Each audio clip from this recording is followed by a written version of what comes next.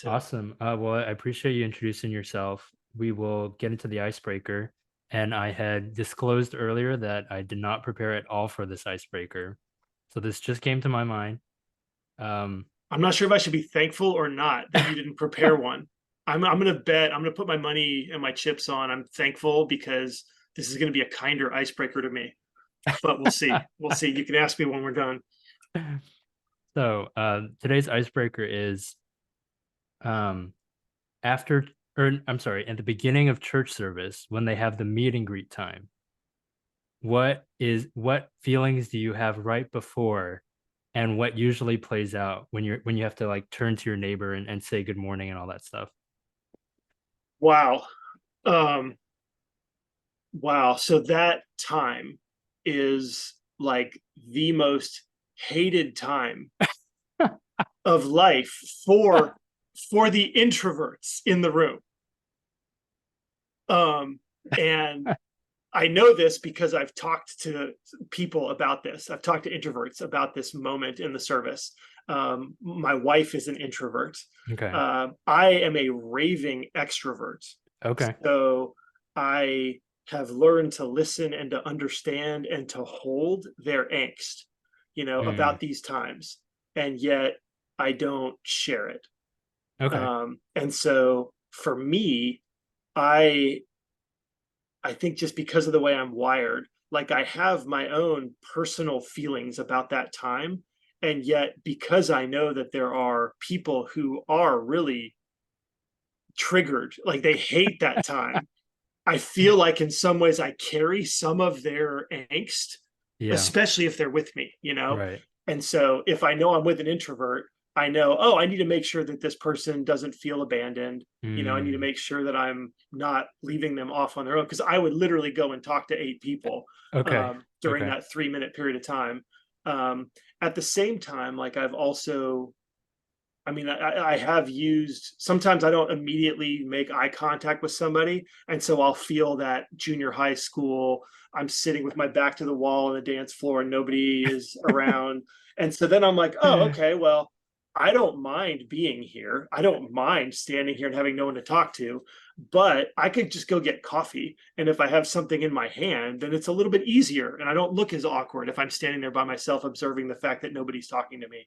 And so yeah, I don't know exactly how I feel about that time.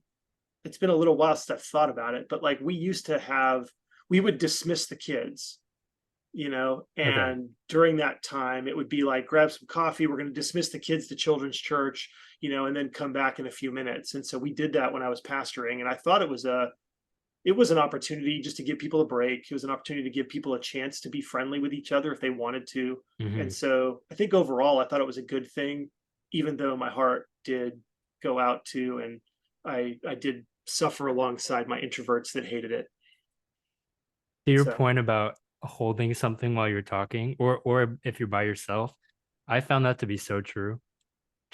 I could be holding an empty plastic cup, yeah, and there's just I feel confident, my shoulders back. I'm just like yeah, I'm vibing. that's it. That's it. Like you've got something that you can do, something that's occupying you. I think it's because we don't know where to put our hands. If Good our hands point. don't have somewhere to go, then we feel awkward and then we start conscious of it. And yeah, it makes it worse. So Yeah. My wife is also an introvert, and I know for a fact she hates that time. yeah. She'll also make uh well, not explicit, but once in a while I can tell after church she wants to leave.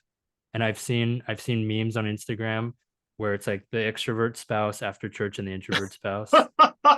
Yeah. And the Yep. extrovert spouse is like, give me a second, I'm just on my seventh conversation and then I'll leave.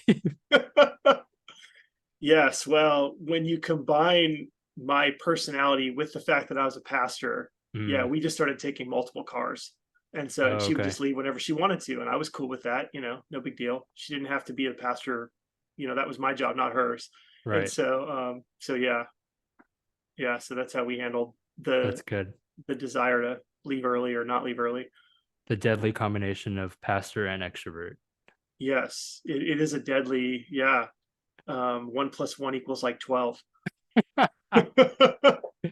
Awesome.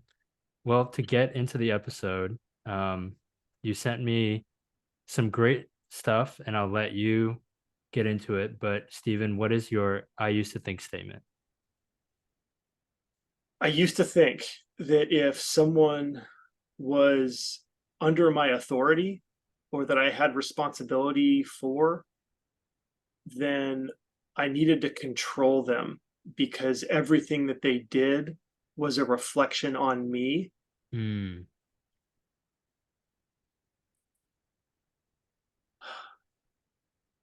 Yeah. Um, and I don't think that way anymore. Um, Now I think that everyone is on their own journey, and that the best way for me to love the people around me, the best way for me even to influence people, is by honoring their agency Hmm. and being curious about whatever path they're on. Is that phrase honoring their agency? Is that something that you came up with? It is. It Okay. is like through many toils and pains and like brokenness in relationship, like it was like I've really struggled with this a lot, and I didn't even know it was a struggle Hmm. forever. I just thought, well, of course, yeah, like if you're part of my family, you know, if you're my children, if you're my wife, even, or if you're on staff underneath me, you know, if you're a representative leader in my church, then like everything that you do is a reflection on me. And the amount of, yeah, I mean, we can dive into this, but like, yeah, it was as I was realizing Hmm. that the negative effects of that attitude and that conviction I think that I had, I was trying to figure out what's the opposite of this. Like, what's Hmm. the opposite of being controlling? Like, what's the opposite of being so concerned that other people's actions or thoughts will negatively reflect on you? Like, okay, so don't do that. But then what could you do? Like, that's what you have to take off. But what do you put on? You know, Hmm. Ephesians 4, Romans 6, the old self, the new self. We got to take off the old self, put on the new self. And Colossians 3 says the same thing. And what is that putting on activity that I could occupy myself with so I'm not just not doing something? Hmm. You know, I don't want to just focus on not doing the wrong thing. I want to focus on what is the right thing. And it was, it took a long time, like years, before I was able to settle on that phrase of Hmm. honoring the agency of others. You hinted on this in your email when we were first discussing what you could talk about, but I'm hearing implications for, yeah, parenting, business, like literally every facet of life. I'm curious, what was that? Was there a moment where that realization first began to hit, where it first began to sink in? And what was that moment? um I think that there were signals, like minor alarms, like things in my soul that like just didn't feel right at times, Hmm. for a while, where I would know that I was leaning in to a relationship. It could have been a work relationship. It could have, you know, somebody who works for me, or it could have been like in the family where, I mean, you know, parents feel this way all the time where their kids think something or do something and they're like, well, we don't think you should do that. You know, Yeah, like right, that's not a good right. thing. Like that's not good for you. And this is good, like, because now I'm thinking, because what my therapist says is like, when did you first feel this way? You know, do you remember the first time you felt this way? And I'm thinking like, when was the first time I felt this way? And I remember having a conversation with a good friend of mine back in, I was in college, he's graduated, and I was following a pastor, a preacher. His name was Al Martin, this Hmm. Reformed Baptist preacher from, I think he was in New Jersey. And he would preach in incredibly passionate ways. And he used this phrase. He's like, okay, I'm going to preach about this, and then I'm going to press it into your conscience. Huh. And for him, what that meant was he would teach about a subject, and then he would apply it in a way that would cause you to want to put it into practice, you Okay. know. And Right. but he used that phrase, press it into your conscience. And I remember thinking, ooh, that's so cool. And what I didn't realize was happening was I was beginning to think that I had a responsibility to not only share things with people, but to push them so that they would react in the way that I thought they should. Mm. And I think, and I don't know Al Martin at all, never met him, never knew anybody that went to his church. So I have no idea. Like, I would assume that I misunderstood and misapplied, Mm. his phrase. But I began to be concerned not only about what I was sharing, but also how people were reacting to it. And I was paying attention and felt like, if the Bible isn't just trying to get us to think rightly, but it's trying to get us to do rightly or be rightly, then I should be concerned about how people do and be based on conversations that we have. Mm. And I think that got mixed up in a twisted way and kind of got tangled up as a knot in my soul, where I began to not just teach people, but want to call them to, you know, behave in a way that would be commensurate with what I was teaching, Mm. or we'd have a conversation about, I mean, it could be about dating, right? What are the appropriate limits of physicality in dating? Mm. And it wasn't enough for me just to talk about what I thought. It was like, I'd want to really press in and hold people accountable.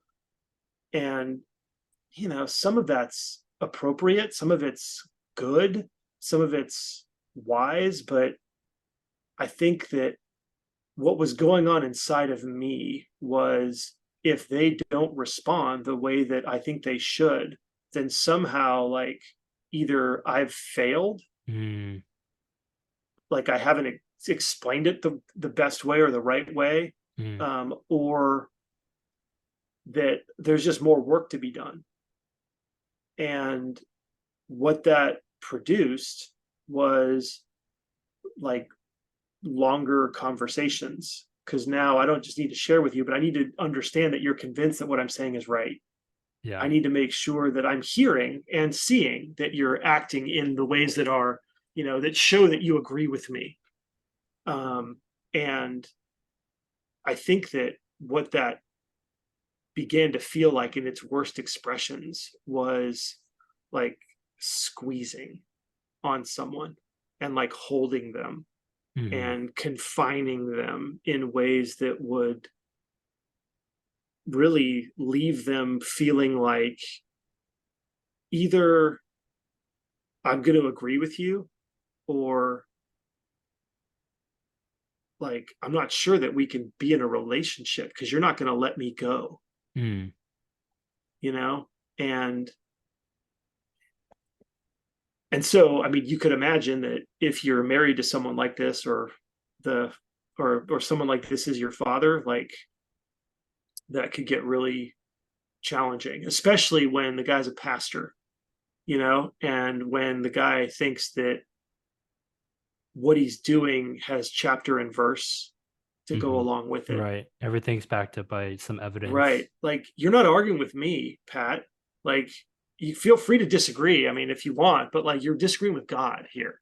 Yeah. Like, I'm telling you, like, this is, and like, I wasn't trying to be manipulative, and I'm not trying to justify what I did, but I'm just trying to say, like, I wasn't trying to control people. I really thought I was encouraging them to understand how God thinks and how God feels about what they should be thinking, doing, and being. And Right. so I really thought that I was loving them well, to Mm. hold them to these standards and to be, I would say, another phrase I've come up with is over present in their decision making. Oh, interesting. Over present. Yeah. And so, yeah, I think most people, like, yeah, I don't think anybody ever like called me on this, Mhm. like, I don't, they just wouldn't, like, they just wouldn't do what I thought they should, Right. and I'd be like, huh, that's weird. I wonder why that is. And sometimes I'd ask them, like, why are you doing that? Well, I thought this. Well, yeah, but didn't we talk about this? Well, yeah, we did, but I thought there was another way to think about this. Really? Well, how do you think about this? Like, and then we'd have another version of the same conversation. I'd bring up my verses and they would end up just quieting, you Hmm. know? Um, and Yeah, I was curious. You started it with the Al Martin example. What was your trajectory in life as far as, I guess, career at that time? Did you want to be a lawyer? Did you want to be a pastor? ooh, that's interesting. I remember, I became a Christian when I was 16, almost 17. So I was a senior, junior in high school, Okay. junior in high school. Yeah, junior in high school. And I really did become very passionate and I wanted to help everybody understand Jesus and the way that Yeah. he had changed my life. I mean, it was so glorious and so wonderful. And I had so much peace and joy that I just couldn't contain myself. I wanted everybody to know. And um and it was kind of neat because I'd show up at church and I just ask questions like, what does that mean? Huh? Like, how does that work? Like, do women know that this verse is in the Bible? Like, are they okay with this? Like, I just read this. Like, how is this possible? Like, what, and and the people at the church I went to were just, God connected me to some people that were really patient and very willing to Mm, share and answer my questions and talk to me about the Bible. And it was an amazing time. And I learned pretty quickly, like I'd be sitting in a group and somebody would ask a question and I'd be like, uh, hey, I just started this thing and I don't know anything, but I asked that question like a couple weeks ago, and here's the verse that they showed me. okay. And the person be like, wow, that's super helpful. Thank you. And I'm like, no problem. Cool. And that started happening more and more and more. And so by the time I got to college, I knew I wanted to be a pastor.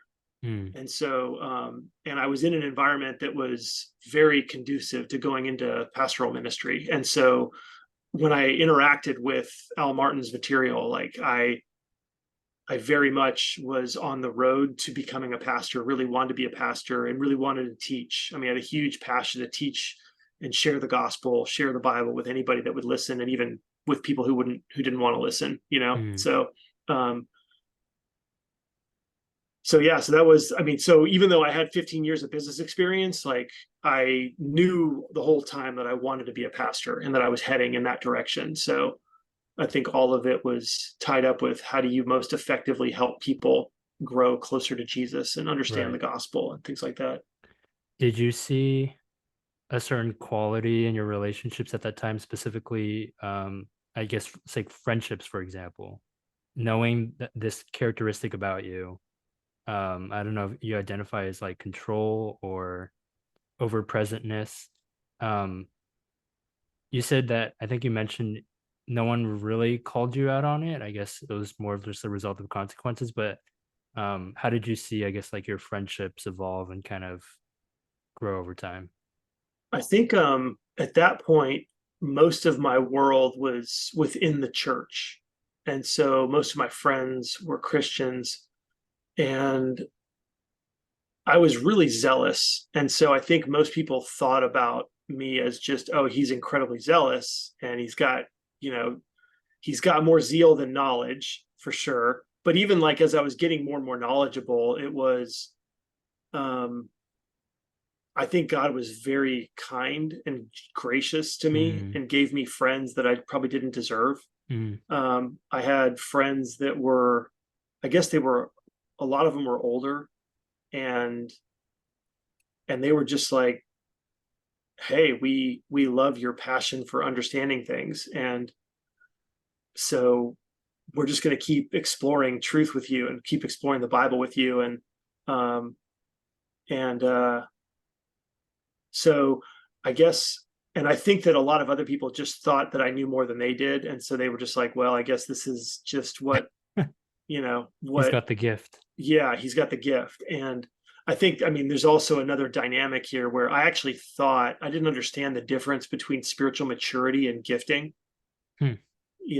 I thought I was incredibly, well, I thought that I was incredibly mature because I was so passionate about the Bible and so wired to like understand theology and the scriptures and memorize things. And I didn't realize that a lot of that was just spiritual giftedness that Hmm. I shouldn't expect everybody else to be able to emulate. And so I assumed that anybody that didn't do what I was doing or didn't agree with me. I just thought they were stupid or dumb or like, I thought they were just uninformed. And if they could just understand what I understood, they would be just like me. Mm, And, I have come to understand how radically immature, like disgustingly immature that is and was. But back then, I was so convinced that Jesus was going to use me to save the world that um, I just couldn't, I don't know. I could not stop and see my brokenness. mm. So, As you're speaking, I see so much of myself in this, I guess, okay. caricature. But this story is Cheers. about you. But I'm just thinking like, oh my goodness, wow, this is giving me a lot to think about. Yeah. Um, Something that I wrote down that I'll bring up, some thoughts that came up as I was reading your email.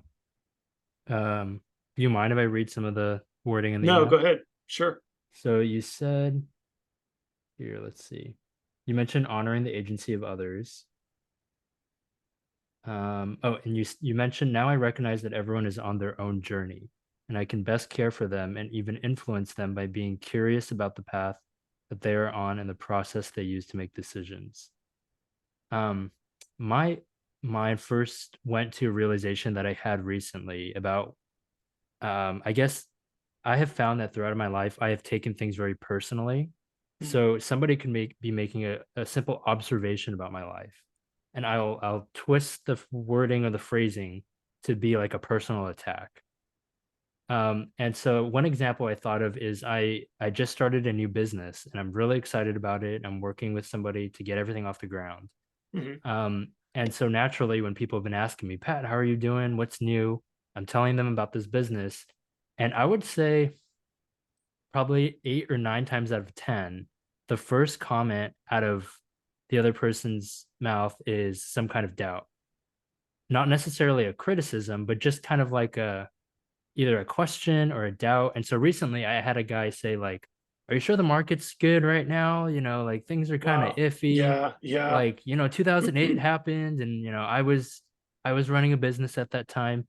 And after that conversation, I think I finally got to a point where I thought, okay, I'm obviously not taking these conversations well, and I need to change the way I am Mm, receiving them. Otherwise, I'm yeah. just going to get really discouraged. Yeah. And so I came to this realization that other people will project their fears onto me, especially if they've experienced a similar situation. That's worth writing down if you haven't done that yet.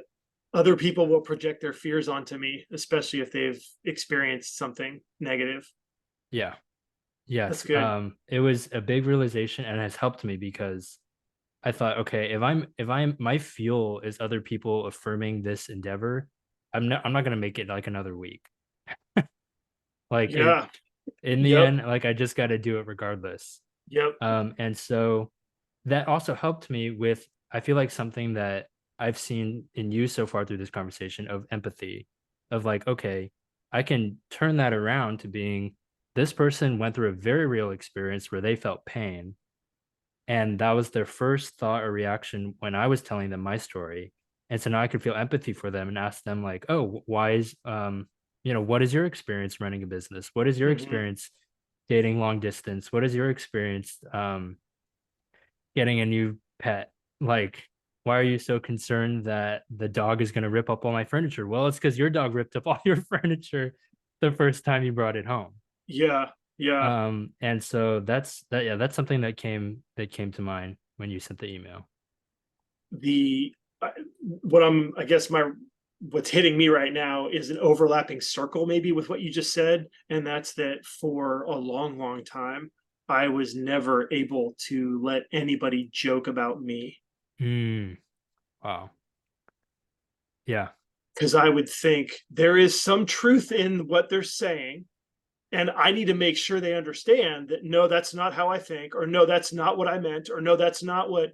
And so someone would make a joke, like just give me a hard time, ribbing me for something, and Right. I would take it like, wait, hold on a minute, is that if that's what you think, like let's talk, and they'd be like, oh wow, all right, yeah, cool, good, all right, so you're okay, Yeah. And I am also in the process of learning to laugh when people joke about me. And Hmm. I've seen people do that. And I've wondered how they could possibly do that when this person, like I've projected my own stuff onto other people experiencing this and watched them just laugh and Right. thought, how free, like Hmm. how amazingly free that person just appeared because they just laughed when the person made a joke about them. Yeah. And, and so I don't know. So I guess I'm there with you in terms of like taking personally things that are said in my direction, Hmm. whether it's a joke about me or it's someone confessing their own fears or yeah.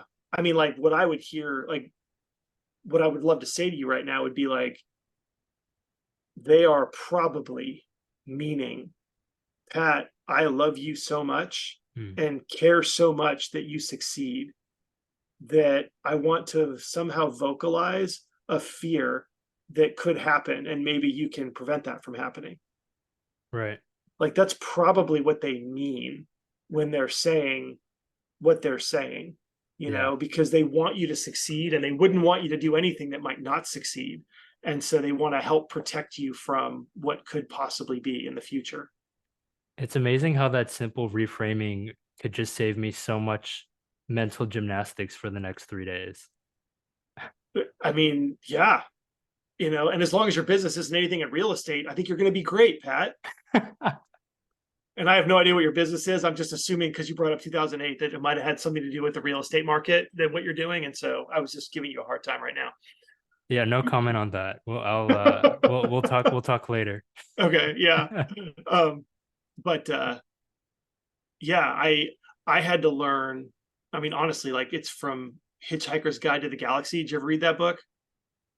No. So it's yeah, it's a set of books, but the Hitchhiker's Guide to the Galaxy was the first one, science fiction, Douglas Adams. And in the universe of these books, there's an item called a babel fish.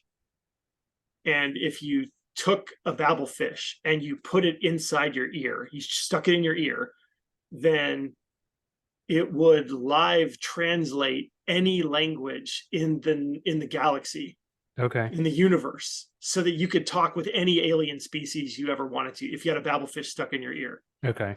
And I remember playing, there was a computer game, an interactive fiction computer game, Hitchhiker's Guide to the Galaxy. Then there was the book. And I remember just being compelled by this world for a while and intrigued by this babblefish. And as I've learned, I've had some really hard relationships with people where no matter what I said or did, it felt like it wasn't good enough, you Hmm. know? Um, which right now I'm connecting. This is probably why I have struggled so much to want to press things into people's consciences and control and manipulate them, because connected to this is that it's very hard for me to be satisfied with other people because I can Hmm. always see things that they could have done better. And that was, I've got the hardware and the firmware and the software experience to produce that in me. So, um, but I remember, yeah, I've had relationships where I've literally thought I need to put a babblefish in my ear. Hmm. Like, I know what this person is saying. I know how what this person is saying makes me feel, Yes. but what is this person meaning when they say this to me? And my whole life, I mean, yeah, I mean, I'm talking about, I mean, the relationship that's most salient in this is the relationship I had with my dad. Hmm. And I had to learn that when my dad would talk to me about, I get a 98 on a test and he'd be like, oh man, you were so close to 100. What happened? You know, um, Yeah. I know how that made me feel. And it took me years. I think I was in my mid 20s when I realized that, oh, what my dad means is, Stephen, I love you so much. And I think so highly of your gifts and talents that I want to do everything I possibly can to make you as good as you can be. The hard part was that he never said that, you know. Yeah. um or it was very rare. There were times. I mean, well, and as things got older, I actually began to talk to him about some of these things. And Mm, but first, before I could engage with him in conversation, I had to do that translating work. And it's kind right. of like, what's the Google Translate app where you like live real time? Oh Like that's what the yes, yeah. Babelfish. So we have an app now that does what the Babelfish, does in the Hitchhiker's Guide to the Galaxy. Um, but yeah, just trying to ask yourself that question based on what I know about this person. This is what they're saying to me. This is our relationship. What might they mean that would be consistent with all of my other experiences of this person? Right. That's been a really helpful um, step. It's a set of steps, for me to, and it's enhanced my growth in this area of not being controlling and manipulative in my relationships, because it really does, just the extra question of like, not only what are you saying, but what are you meaning? You know, not just what are you saying, but what are you feeling that's producing what you're saying? And if I Right. could ask that deeper question, I might be able to, yeah, I might be able to actually respond to what you mean instead of what I think I'm hearing. Yeah. And And that's, yeah, I that's know just for a, me, go oh, ahead. sorry, that's just a big part of what it means to be curious about the path that someone else is on. So that's the Yes. tie in with what we're talking about here. Yeah. Um, so The first example that comes to my mind with the curiosity, and because you brought up family, which is such a powerful and difficult area of life for mm-hmm, everybody, is mm-hmm. my younger sister, who in many ways has followed my exact footsteps. We went to the same high school. We both Okay. went to UCLA. Go Um, Bruins. Class oh, of that's right. 96. Yeah. I Class totally of forgot. 96. Cheers. Okay. So that's the third subconscious reason I have you on the podcast. Yes, exactly. That's right. And we were different majors, but we both ended up going to the same Christian fellowship, which is RUF. Okay. And she's actually moving to Orange County soon. And I don't think I Oh, mentioned wow. this to you, but she will be working with Derek Rishmawi. Oh, wow. Okay. So Amazing. So a with lot of RUF. parallels. Right. Yeah, Yes. shoot. Amazing. And she, we've always had a great relationship. And as we've gotten older, she will naturally text me or call me and ask me, "What do you think of this situation? Hmm. Um, what like based on your experiences in college or starting your career, what would you do?" And I took that as the green light to just tell her everything, like give her advice and all this stuff. Yeah. And Yep. knowing her personality, she's also a very curious person. So she received it, she took it in and Mm. everything so well. But just recently, and I'd be curious to see if she noticed, but on a phone call the other day, she called me about a difficult situation, and everything, like all the ideas and advice was just like rising up in me, right? I was just Yes. like Yeah. waiting I to know the feeling. Uh-huh. spill it all out. Right. And she told me the situation. I was like, okay, okay. Do you want some advice? And there was a pause, and she was like, sure. And then I told her. And then I thought back to the conversation, and I thought like, she's never been the kind of person to say that was annoying or you like Hmm. mansplained that way too hard to me. Older But brother even for explained. myself, Yeah. Older sibling explained. It might yeah, not have been a sex thing. It might just been an older sibling thing, you know? right, yeah, exactly. And I thought, at least for myself, that felt freeing because I was able to have the self-awareness to be like, okay, because I asked that question, I didn't have to feel guilty afterwards that she actually didn't want to hear it. Because she gave you permission.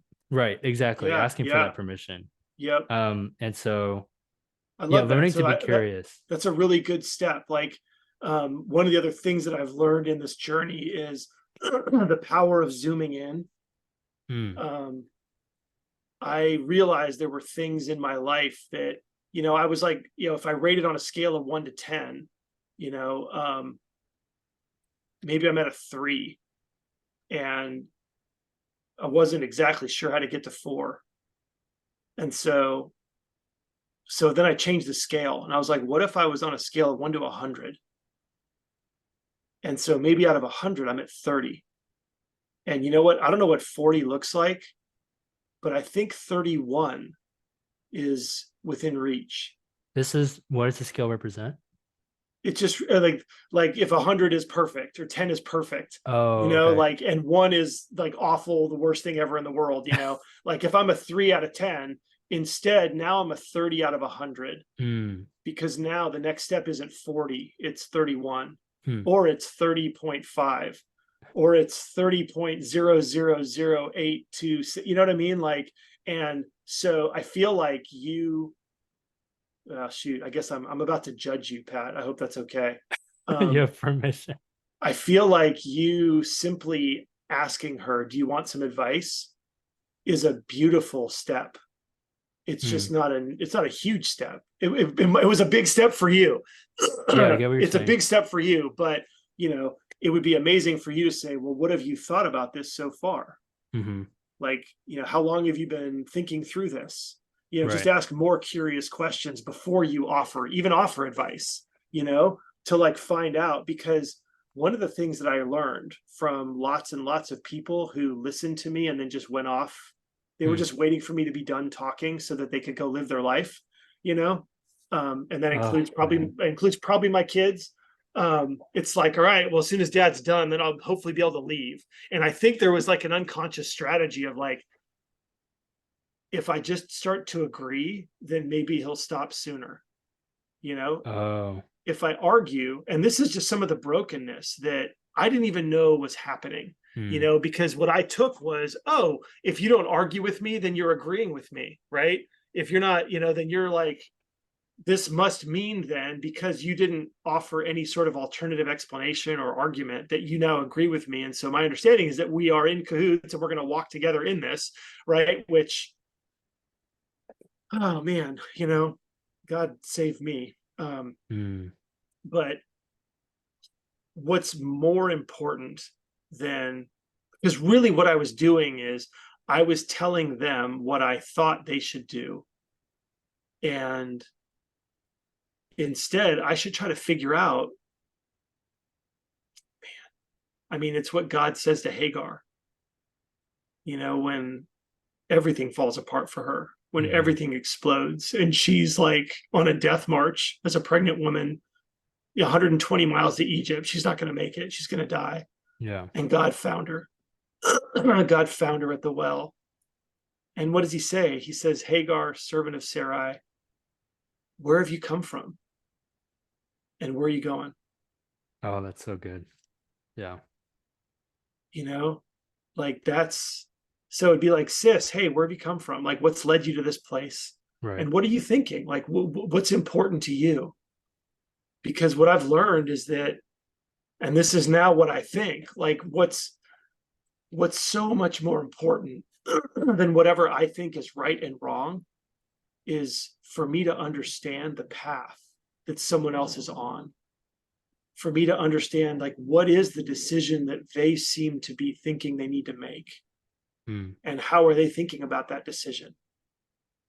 What are the options in their mind? um, what are they struggling with? Yeah. you know um,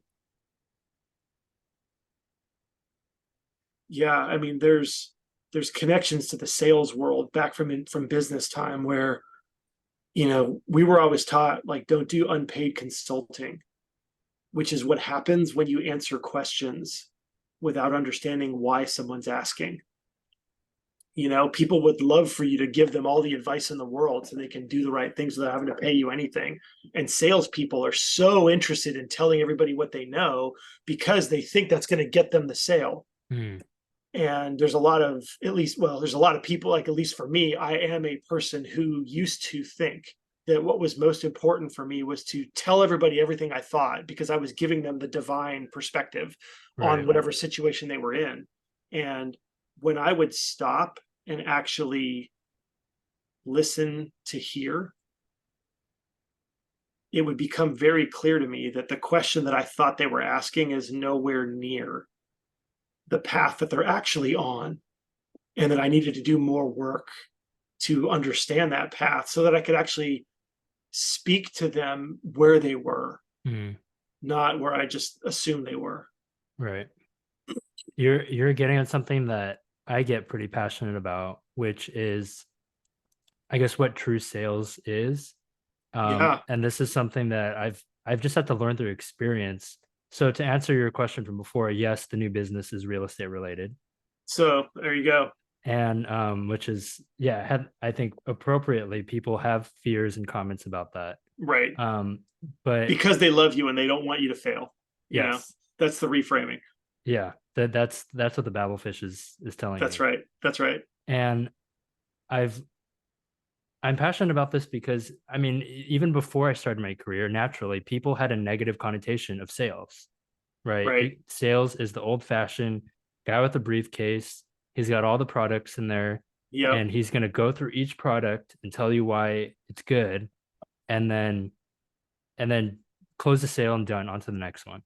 Um, and I've come to see that sales is figuring out what other people need Yeah. and then providing their needs. Sales is service. Yes, It's love. right. And I guess I would frame that as true sales, or I don't know, something like that. Yeah. Um, and so, oh man, I lost my train of thought. Oh, there's this video. There's a video on YouTube. So I think they made a movie off this guy, right? The Wolf of Wall Street. Oh, okay. Yeah. I think he's known as like the best salesman ever. Okay. And so there's a YouTube video of the actual guy the movie was based off of, and he was on one of those talk shows. And the host asked him, "Sell me this pencil." And so he like got a regular, like a number two pencil, and gave it to him. And he started off by saying, "The misconception is that I have a perfect phrase or a perfect quote to sell you this pencil." And he says, "Watch what I actually do." And so he was role playing with the person next to him, and essentially he just asked a bunch of questions in a row. Are you in the market for a pencil? Yes or no? What kind of pencil are you looking for? What does the perfect pencil look like to you? Hmm. When do you use pencils? How do you use pencils? And they answered all these questions. And then he said, "Okay, based on your questions, I now know whether or not you need this pencil and whether I should sell it to you." Wow. And I thought that was so powerful because even on a more like personal level, everything that we've been talking about, in Yeah. the end, it's figuring out where is someone going, what do they want, Yeah. and helping them Yeah. along that journey. Um, I have another book that I'm just beginning to work on, and it's called Impact Fluency. Hmm. And it's a phrase that captures something very, very deep. And it's trying to help people to become fluent, to understand the impact of what they do. Hmm. And it tends to be like I Wow. use this a lot with my clients in business, but also in the nonprofit world. It's like you need to understand the impact of the product or service that you offer. You need to understand the problems that it solves. You need to understand the way that it makes people feel better about life, feel secure, peace. I mean, I don't think I know anything about the real estate business that you're going to go into, but like you want to think through like how do you make people whole? How do you give Hmm. people peace? How do you help people to not experience anxiety and fear? Hmm. And that when you can see your work in that way, in terms of the impact, it revolutionizes. And I honestly think that's God's perspective on work. Yes. Like that's the reason that we work is because God wants us to help him to turn this world into heaven, like where we have a fabric of society where everyone is held up, Hmm. where it's strong enough to catch anyone who falls through, where everyone is actively serving the community. Like the community service isn't, feeding the homeless. Community service is you going to work and doing your work with excellence and integrity. Like that Yeah. is the best way that you will serve your community, and it's all tied in with what you're talking about seeing sales as service, Hmm. you know. Um, so that's another topic, but one Um, I'm also passionate about. I was curious going into some of the other realms that your new perspective has changed. How do you see this in family? Yeah. Well, I think that now one of my get curious phrases is, oh, like that's what I try to say a lot. Oh, I have a child who does this. Oh, I have a wife who thinks this. Oh, I have like, it's just, it puts me in that mode of like, oh, I've just discovered something. So Hmm. instead of being triggered by it, instead of it thinking, oh man, if he, she, if they think this, then that reflects on me. It's like, isn't this interesting? Like I have a member of my family who thinks this, who's doing this, who Hmm. wants this, who, and then it's like, how interesting is that? I want to know more about that, and so that sense of curiosity of feeling like my family members are mines, that are full of gold. And it, well, I mean, I guess I could use the proverb. The proverb says that like the soul of a man is a deep well and the wise can draw it out. Hmm. And that's my posture now. Hmm. It's one of curiosity. It's one of like, I want to know. There are near infinite reasons, experiences, decisions that everyone makes that precede any given decision that they're going to make in a Hmm. day, right? Yeah. And so I remember, I think it was Andy Stanley who said, if you ever tell somebody, I don't understand how you could do something, you're saying something about yourself, not about them. Huh. Like if I say, I don't understand why you think this way, like, I don't understand how you could do this, Yeah. like I'm saying something about me. Like I don't understand. And Hmm. the implication is you must be an idiot because you're thinking in a way that I Right. would Right. never think, or that Right. no rational person ever think. But in fact, it's I'm admitting that I don't know you well enough to understand what has led you to make these decisions. Hmm. And when I have that posture, I think I become a person, a friend, a dad, a husband who is like patient, eager to learn, Hmm. and is able to ask like gentle, curious questions. And I just think that's the posture that I think that's the posture that all of us need from some people in our lives. Hmm. Like I think that some of us, have an like respond well to some kind of drill sergeant, kind of people. Some people have those, like if David Goggins, if you ever watch David Goggins, like he'd get you up off the couch and get you out working out and stuff. Like there are people that will demand you to be the greatest version of yourself in ways Right. that are very forceful and come at you. And I think that some of us respond well to that. Like I know that I do at times, but I think no matter how you're wired, like everybody needs someone who's willing to be gently curious with them, Hmm. to ask them like, hey, what is going on? Like, what do you think about this? Like, hey, what's the thought process here? Not in a condemning way, but in a Yeah. way that really wants to discover. And um, I've had a coach who's now like a dear, dear friend of mine. His name's Al Dayhoff. And his whole coaching ministry, he does evangelism training too. And his thing is that the church has been plagued because all we ever do is we listen to respond. Oh. We just listen enough so that we know what response we're going to give. And instead, we need to listen to hear. Hmm. Like the point of listening is that you would hear someone, Right. not that you would respond to them. and listening Yeah. to hear is like, what is the cry of their soul?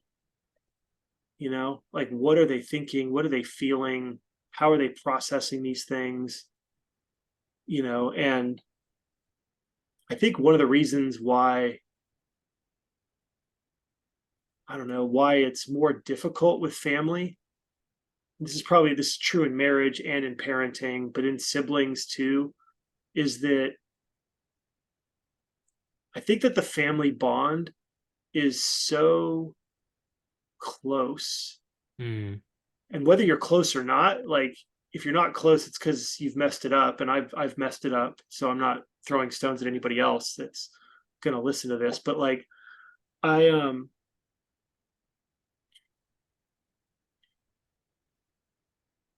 I think that family,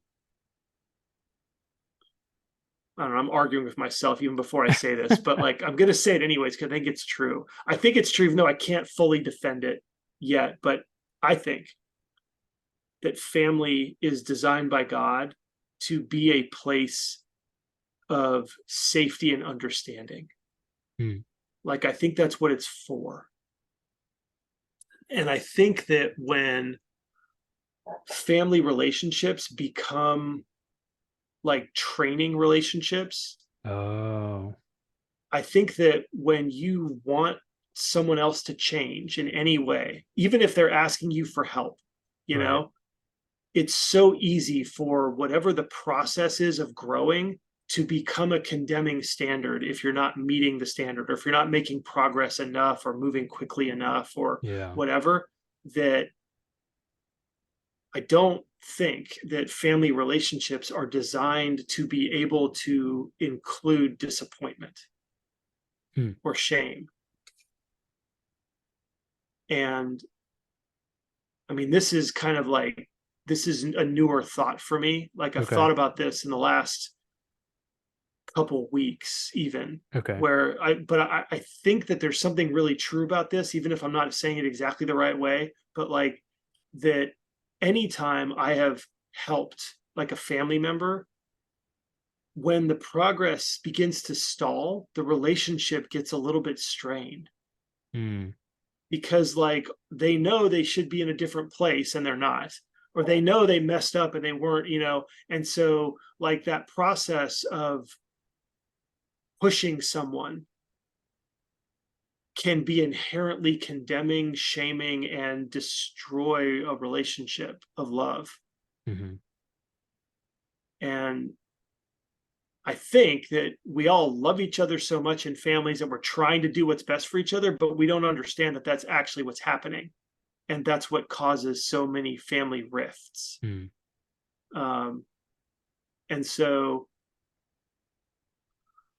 like, well, so I guess, I mean, I'm pulling this back to part of my curiosity is that it's not my job. Now, my kids are 25 to 18. So my kids are older, right? They're all adults now. Um, and so, and I do think that more care and obviously you go from being like caretaker to cop to to coach to consultant, like, there's this, as the kids get older, you have to give them more and more freedom, right? And so when they're younger, you really do have to guide and direct them, tell them what to think, then but hopefully teach them how to think, and then as they Mm. grow up, you give them more and more. Well, as they grow up, you honor their agency more and more, like, and you don't want to just have them have no agency as they grow up, but you want their agency to grow up commensurate with their age and their level of maturity, right? Right. And so, but by the time they're adults, you probably just want to focus on honoring their agency. And unless they're asking you for help, you just want to keep your mouth shut and just be supportive, you Yeah. know? And I don't know, I feel like we waded into a pool where there's a lot of really good ideas in here. And I'm not, maybe it's a little bit of a stew right now rather than a well plated, meal or something. But all these things are overlapping, Mm. um, because all these things are, um, I think, just encouragements to us, especially as we're dealing with adults, to be curious about them, like to learn more about, because everybody does things for a reason. Yeah. No one is irrational. It's just that they are irrational to you. That based on your standards, your values, your way of thinking, what they're doing doesn't fit.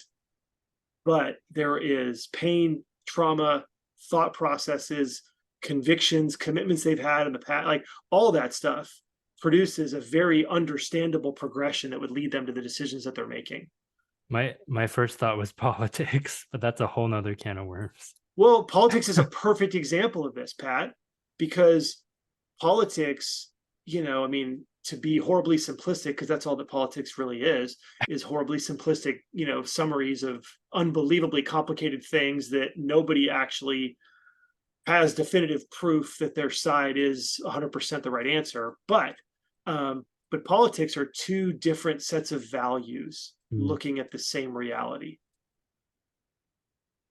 And yeah. so to me, the right and the left in our country are incredibly rational. Not that every person who represents them sounds rational, but but there are rational reasons and there are value structures that are very different on both sides of the political aisle that Right. govern and determine what people do and how they decide and what they think. And there's a beautiful TED talk by Jonathan Haidt. Okay. It's called the moral roots of conservatism and liberalism. And he just like yeah, it's brilliant. Like, yeah, you can go, it's 18 minutes. So, go listen. But I mean, he basically just says that like he's the one who taught me this about politics. And I mean, it's amazing because he says that if you asked 100 people their reaction to the statue David, Michelangelo's David, Okay. that their reaction, based on their reaction, you could predict if they voted for George Bush or Al Gore in the 2000 election Really? to an 80% accuracy. Really? Yeah. Wow. So, and it's because of values. Right. Conservative people look at a statue of a naked man and they think certain things. Liberals look at a statue of a naked man, they think different things. Hmm. And they're both seeing true things. Wow. Okay. That sounds right up my alley. Yeah, they're both seeing things that are true. Right. It's just the different things that they value. Mm. And so, I mean, so part of the curiosity piece, part of the honoring people's agency piece is saying, look, I'm going to choose to respect you. Mm. I'm going to choose to believe that you, from my perspective, you're made in God's image, and you might even be redeemed by His Spirit. And God is active and alive in you, whether you're Christian or not. Like, you are worth understanding. You are, and I want to honor who you are as a person. Mm. And so I want to know like the pathway that you're on, because even if I disagree with you, you're going to make a lot more sense to me if I've done the work of understanding where you're coming from. Right. Right. And so, I mean, yeah, so what this has done for me, is it's brought like an unbelievable liberation, because it's created a healthy boundary between me and who I see myself as, and others and who I see them as. Like, I am free from being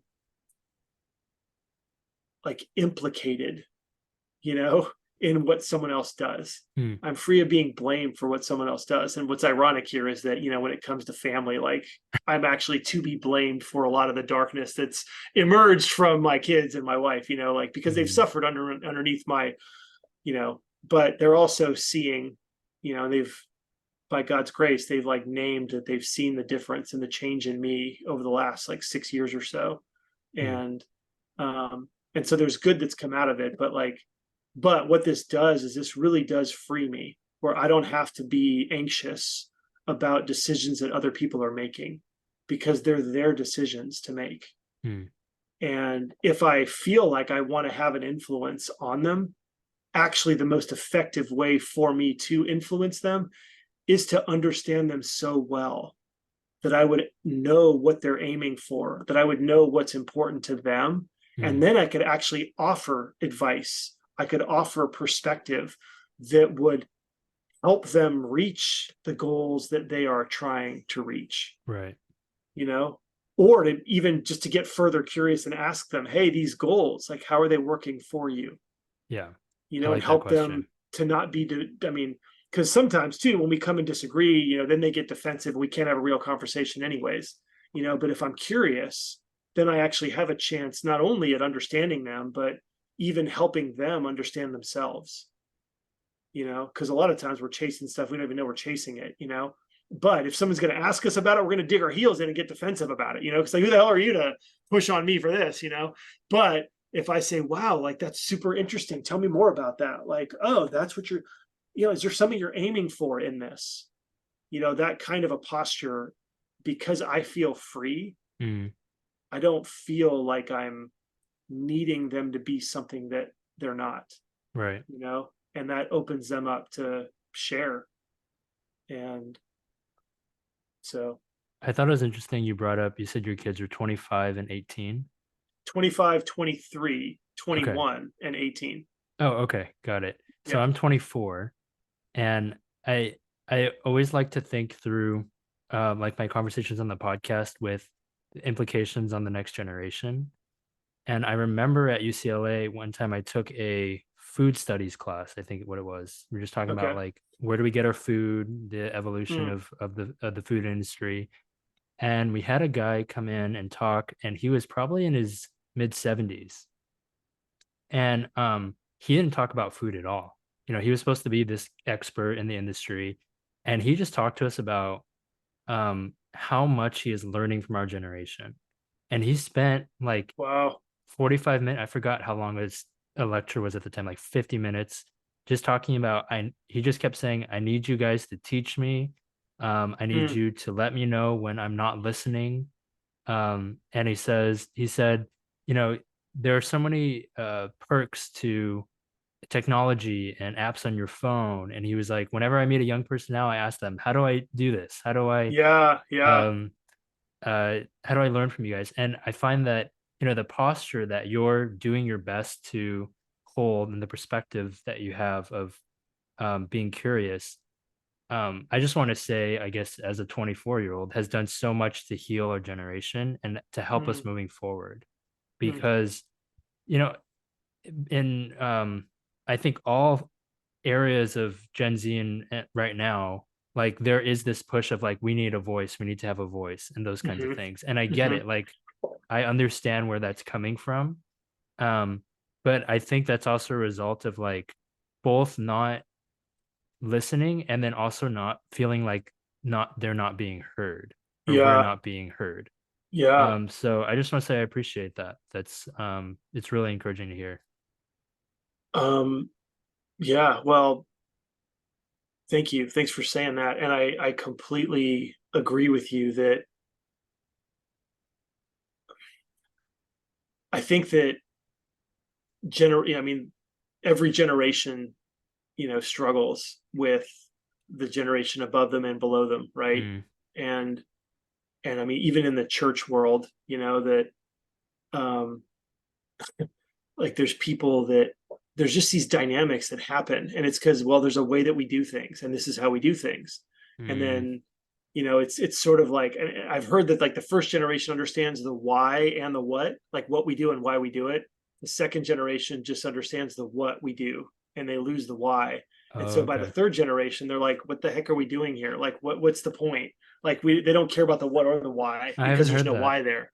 Huh. Yeah. And I think and I think that constantly it is on the adults, you Mm, know, in the, you know, to humble themselves and to go first, to listen to the young people, mm. even though the young people should shut up and listen, you know, and hear the wisdom of people that have lived longer and gone through things, you Yes, know. yeah. But I think the way, yeah, that when older people can get to the place that and have the humility and that space that that professor that lectured had, where, and again, like there is so much richness in the world that we Mm, have, you know, that we have, that is just untapped, you know, yes. and every human being that you know is like is someone who has some connection to some part of life that you don't have, Mm-hmm. and so there's every reason in the world to be curious. Mm. And what is amazing in, I think, sort of God's upside down kingdom world is that if you can serve people by listening, they will respond by respecting you and probably following you. Mm. Um, and the bummer is that too often as adults, we end up digging our heels in and demanding honor, demanding to be honored, demanding to be obeyed and followed. And I think we lose, yeah, I don't know. I think we lose so many opportunities. Mm. Um, you know, when I think about being curious, like one of the other really important pillars in my own soul is that, and this is related to what we talked about with Hagar earlier in Genesis 16, where at the end of her encounter with God, she says, "You're the God who sees." Mm. And I am on a journey to be able to see people the way God does. Mm. I want to see people the way that he sees them. I want to see what he sees. And so one of the ways that I've learned to like formulate that is that I want to see people as they are, good, bad, and ugly, because we're all good, bad, and ugly all at the same time. Right. And so I want to see them as they are. I want to celebrate what's good, and I want to serve what's bad, Mm. and I think that for me has just grown more and more significant in my efforts to try to honor people's agencies and to be curious about the paths that they're on and who they are, is to see them, to celebrate anything that I possibly can that's good, Mm. anything that's a reflection of what I think is good, that's a reflection of God, that's a reflection of what I think, is important, to celebrate that. Hey, that's amazing that you did that. Did you know that like, I don't know, for me, that reminded me of the way that God treated me one time, or the way that Jesus is in the Bible in this way, Mm-hmm. or you know what, these are the kinds of people that I'm hoping society would be filled with, so thank you for doing this. I just want to celebrate what you're doing here, right? So we're celebrating the good, and then with the things that are bad, broken, missing, confusing, even the stuff that's evil, I want to have a posture where I'm here to serve. Mm. Like, how can I help you here? Like, I don't want to condemn you. I don't want to like shame you. I just want to help. Like, is there something that I can do that will help you in this situation? Yeah. And so see, celebrate, and serve is another mantra that has become a big part and a deep part of who I am. Mm. That's good. My last question would just be if there's anything else that you wanted to share about your journey, maybe where you feel like you're heading next or currently still trying to wrestle through. Um,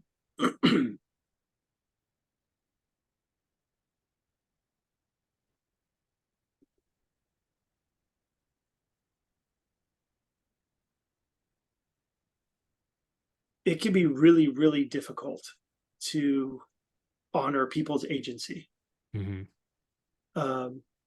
because it means honoring people's decisions to do very destructive things, um, to do things that like really hurt, like hurt me, hurt Mm. others, hurt themselves. Like, so this isn't, it's like through pain that like I've come to understand how important this is. Mm. And it's not an answer that will all of a sudden make all of your problems go away. While you do experience like freedom and, with a healthy boundary where you're not codependent in a sense on what other people do, Mm. um, you're not free from suffering with the decisions that get made. Right. And so, and I really struggled with that for a long time. Um, and I just, and in part it was because I had a wrong view of God. I thought that if God was working and he was in control and he was over and reigning over all things, then, and his plan to save people and his plan to bring about his good purposes for everything, if those things were moving forward, then I shouldn't feel bad, Mm. because I should just be with God up in his heavenly plan and watching that come to fruition. And I should not be affected by the problems and the pain and the suffering of this world, right? Because God's plan's still happening. And as long as no one can thwart that plan, then I could be happy all the time. And, you can do that until you can't. Mm. Sometimes the pain is just so much that, you know, um, that reality hits and you realize that you weren't living in reality. But then in addition to that, the more I've actually come close to God as he reveals himself in the Bible, the more I've learned that even though God is intimately at work in the world and he is bringing about good in a lot of situations, um, God is emotionally distraught over a lot of the pain and the brokenness in the world. Mm. And so like the God I was trying to like be with in my constant joy in every circumstance kind of thing, he wasn't even there. Right. Like he was down suffering and grieved and in pain and in anguish and in tears with the people who were suffering. And I needed to learn to join him in that. Mm. And that even though God doesn't say, well, you guys suck, but I'm gonna honor your agency, but it's, washing my hands of your mess, it's on you guys. Like that's just not the God of the Bible. Like the God of the Bible is ever present and is present even when we have pushed him away. Like he's still standing waiting for us Mm. to invite him back in. And he doesn't say like, I told you so. He just says, hey, how can I help?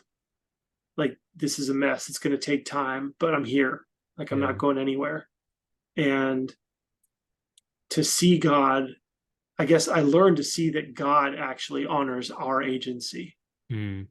And that really helped me because I felt like I was now following God who revealed himself in Jesus, who comes and is willing to allow us to do whatever it is that we want to do. Mm. Um, and then to respond to us in love and grace and an invitation, you know? And so, for me, like this is deeply a part of my own relationship with God. And it's been an incredible journey because I feel like I've gotten to know him better in this whole process too. Yeah. Yeah. It's been a common theme through many of the episodes where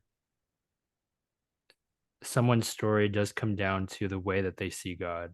Mm, And I think, yeah, every time I hear more stories, it's like solidifies more and more. I realize how much my relationship with others, with myself, it all comes down to whether I see God as loving or mm, controlling.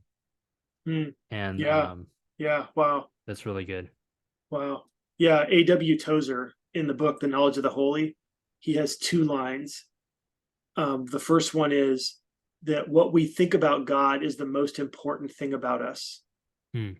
And then the second thing is that he says, we all unconsciously gravitate to become like the image that we have of God. Hmm. And so just, you're right. Like how you view God is everything. Hmm. Um, and it's amazing that we have a God who at the core is not power, but at the core of who God is, he has a triune personality that is a loving relationship. Hmm. And so at the center of everything is self-giving love. I felt like we covered everything. Literally everything and more. Yeah, yeah, we've this has been a journey. Thank you Like, so much for sharing, for being curious. mm, I mm. appreciate your time and yeah, all that you do. Well, thank you for the conversation, Pat. Like, thanks for your podcast is an exercise in curiosity, you know. And so, yeah, I very much value, yeah, the service that you're doing by by having these conversations and by seeing the people that you interview. Hmm, thanks. I'm gonna stop the recording.